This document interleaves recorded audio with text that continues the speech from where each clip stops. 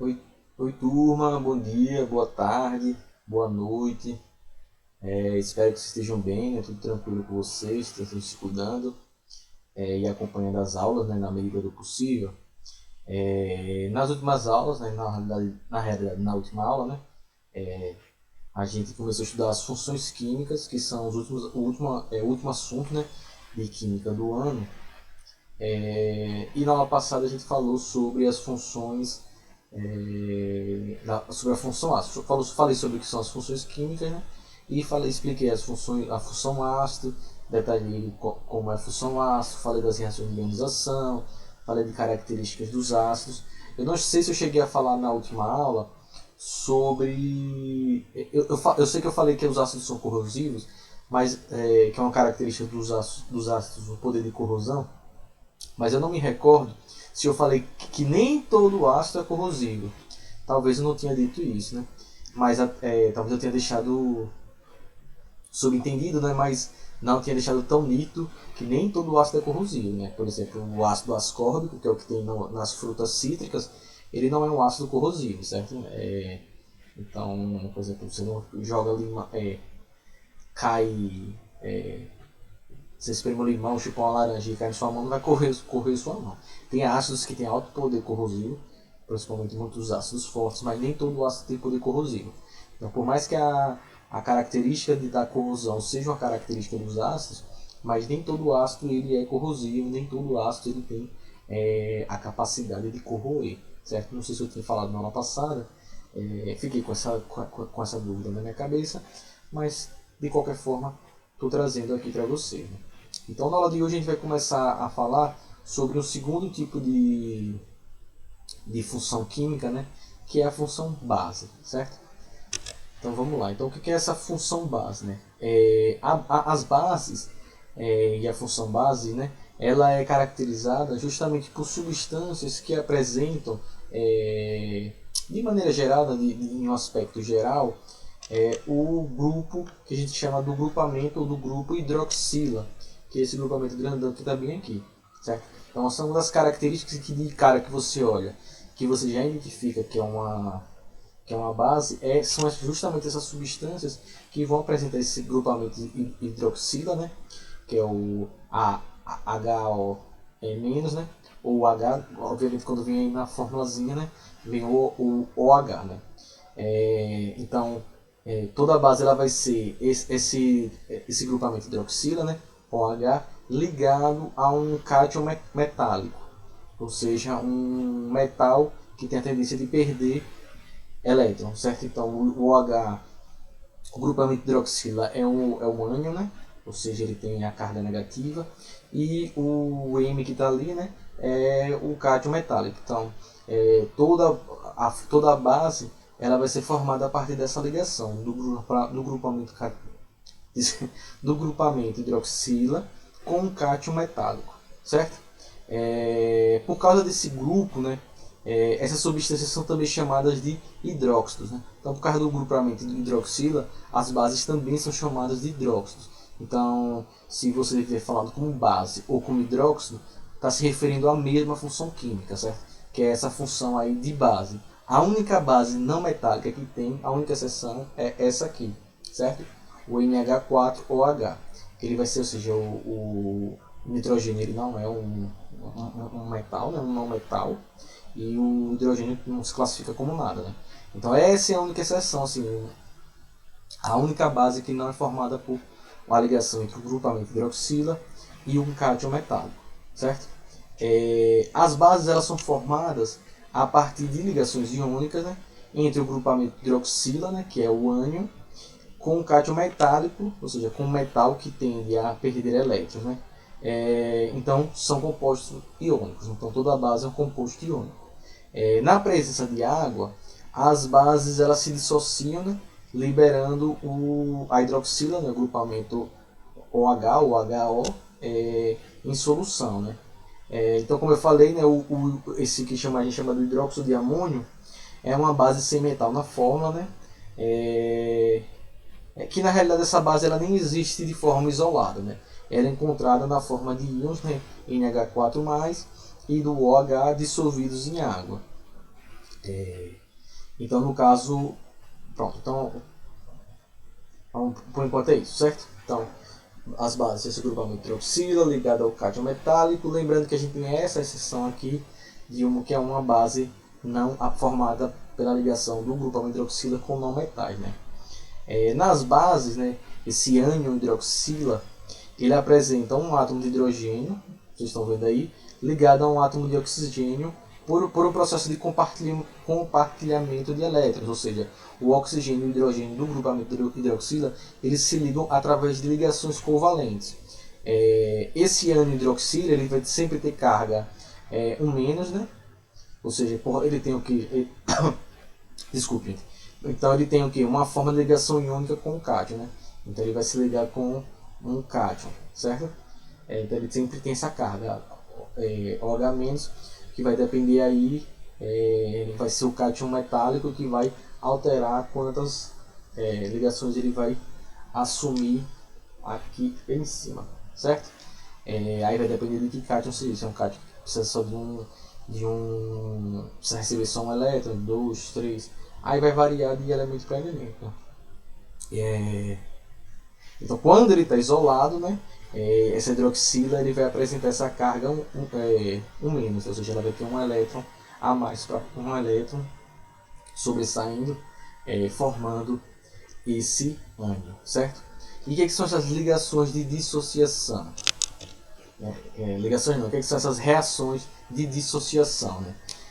Da mesma forma que em presença de água, ou seja, da mesma forma que na presença de água, os ácidos eles liberam os cátion H+, né? Ou seja, que eles liberam na água o hidrogênio, né?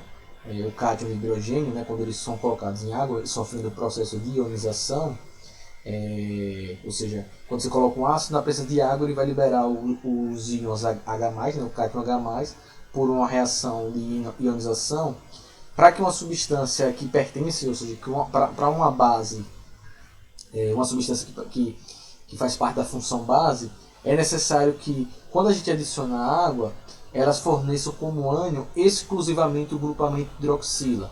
Então, como os ácidos eles liberam em água, para ser ácido, eles sofrem da ionização, e em meio aquoso eles liberam os íons de hidrogênio, os cátions de hidrogênio, uma função base, quando ela está em presença de água, ela libera exclusivamente o grupamento hidroxila, certo? O OH-, que pode ser representado como está aqui, OH, ou HO, ou HO-, tanto faz, certo? Então, as bases, quando elas estão em meio aquoso, elas sofrem reações de dissociação, onde a gente sempre vai ter a separação do grupamento hidroxila do cátion metálico, né? Então aí a gente tem uma série de exemplos, né? O hidróxido de sódio, que é o NaOH. Então, em meio aquoso, ele sofre dissociação. Ele libera o cátion Na mais o grupamento de hidroxila OH-. O hidróxido de alumínio, a mesma coisa. No meio aquoso, ele vai sempre liberar lá o alumínio, né? 3+, e o OH-, o grupamento de hidroxila. O hidróxido de lítio. E aí a gente vai seguindo. Hidróxido ferroso, ou seja, toda vez que uma base ela é colocada em meio aquoso, ela vai liberar vai separar o cátion metálico e vai liberar o grupamento hidroxila, certo? Então essa é uma reação de dissociação. Então os ácidos sofrem reações de ionização quando são colocados em meio aquoso, ou seja, na presença de água, liberam o íon H+, e as bases, quando são colocadas em meio aquoso, elas liberam o cátion e o grupamento hidroxila OH-, certo? Então, ao ser dissolvido em água, o hidróxido de sódio, por exemplo, que é o NaOH lá em cima, ele vai se dissociar, ou seja, ele vai originar os íons livres, né? Na+, OH-. E qual é a diferença que a gente tem entre as reações de ionização e as reações de dissociação? As reações de ionização é o processo de formação de íons por quebra de uma ligação covalente. Então, os ácidos, como são a ligação de hidrogênio com não metais, eles se ligam a partir de ligações covalentes. Então, o processo de ionização é um processo de formação de íons por quebra de ligações covalentes. Tem que lembrar lá das ligações químicas para lembrar lá o que são ligações covalentes, ou seja, as substâncias que de origem elas não são íons. Então, as substâncias de origem não são íons, certo? Elas se formam por ligações covalentes. Lembrar que ligações iônicas são ligações entre íons e ligações covalentes são ligações entre substâncias que compartilham elétrons que não são íons.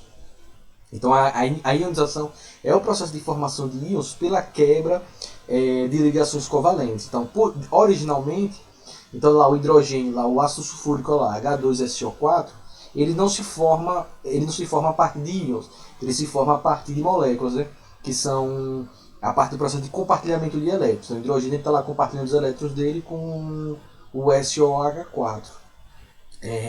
Quando ele sofre ionização, ele forma íons, ou seja, na quebra desse ácido por ionização, você vai formar íons, certo? Originalmente eles não eram íons, eles são íons depois que eles sofrem o processo de ionização.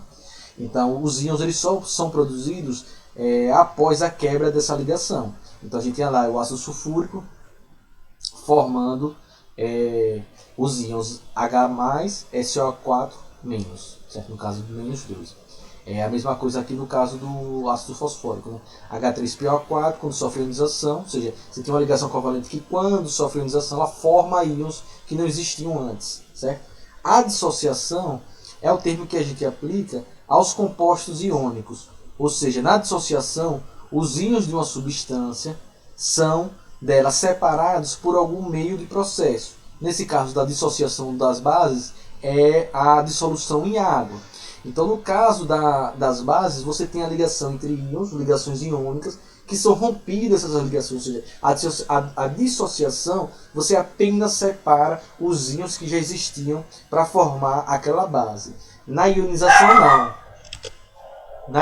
Na ionização, você tinha a ligação entre substâncias que não são íons, formando ligações covalentes. Então, e quando elas são separadas pela dissolução em água, ela forma íons. Então, a ionização separa ligações covalentes formando íons, e a dissociação apenas separa os íons que já existiam antes, certo? Então, o hidróxido de alumínio ele já é formado por íons de alumínio e pelo íon da hidroxila OH-. Então, são íons que se ligaram para formar a base e por dissociação esses íons se separaram. Na ionização não, você tem ligações covalentes, substâncias, elementos que se uniram por compartilhamento de elétrons e que quando se separam em meio aquoso formam íons. Então as ionizações elas formam íons e a dissociação ela separa íons que já existiam. Então essas são as diferenças entre ionização e dissociação, certo? E aí, como vocês estão vendo aqui, a gente pode ter uma dissociação mais simples ou que libere mais íons de OH, né? Então aqui tenta liberar 3OH, 2OH, aí não interfere.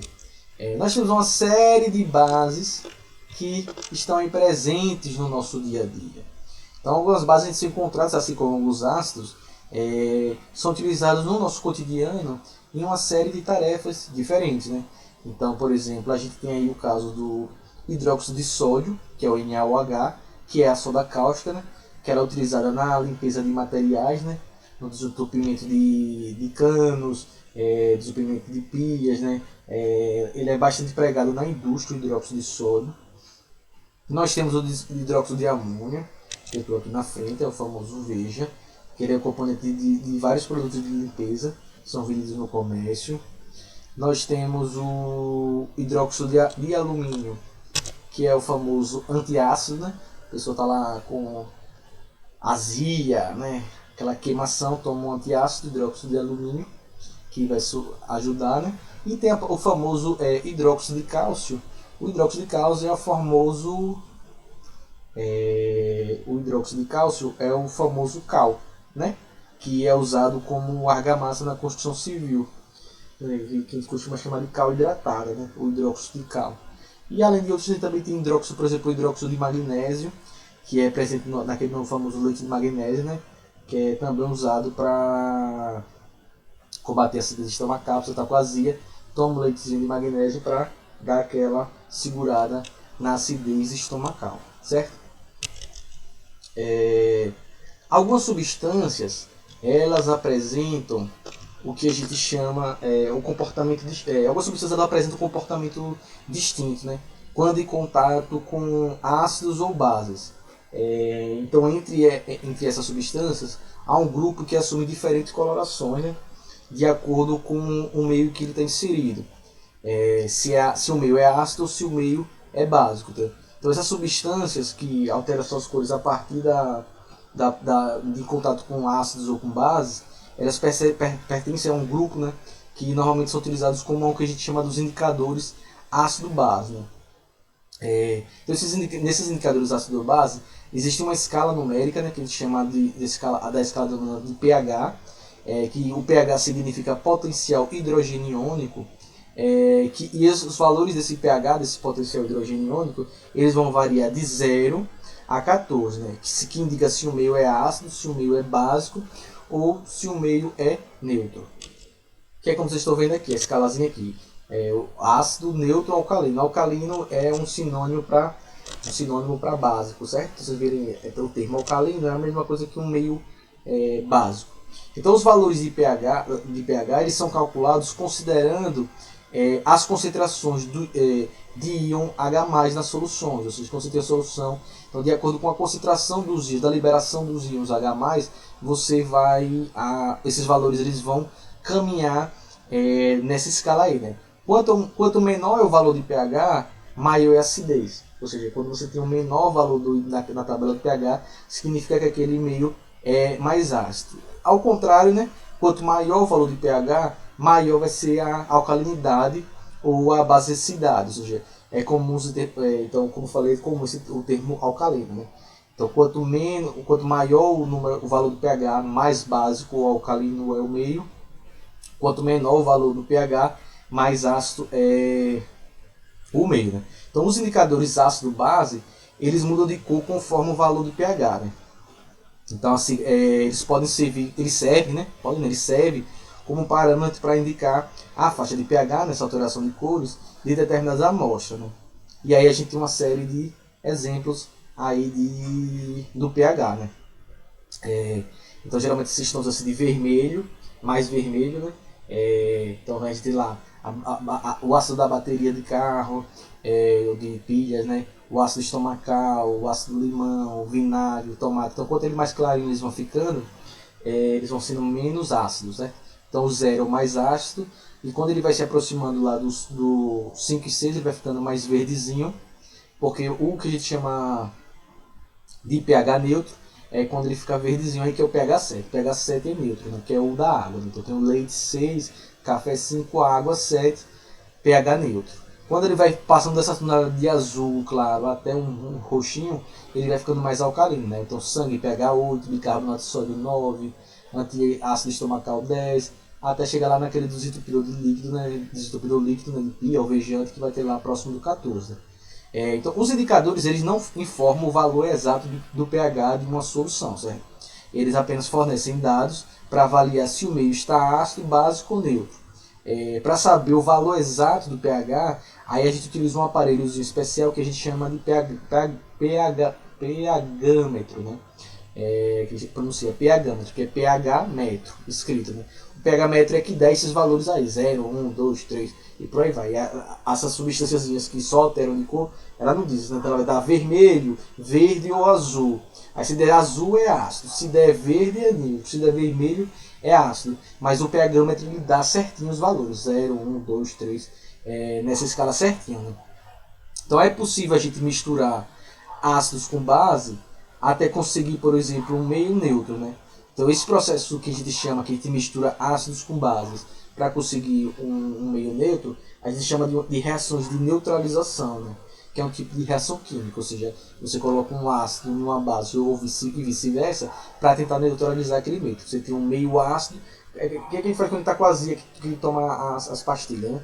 Você está com um meio extremamente ácido, toma uma base para neutralizar a ação do ácido. Né? Então, essa reação de neutralização é isso. Você usa um ácido para neutralizar uma base ou uma base para neutralizar um ácido. Um ácido, uma base e um ácido. Ou seja, eles se neutralizam mutuamente. Né? Então, aqui a gente tem esse esqueminha aqui dos índices de pH. Certo? Então tá aí, facílimo. Qualquer dúvida que vocês tiverem, gente, entre em contato comigo. Já estamos chegando aí no finalzinho do assunto. E espero que tenham entendido. Fiquem bem e até a próxima aula.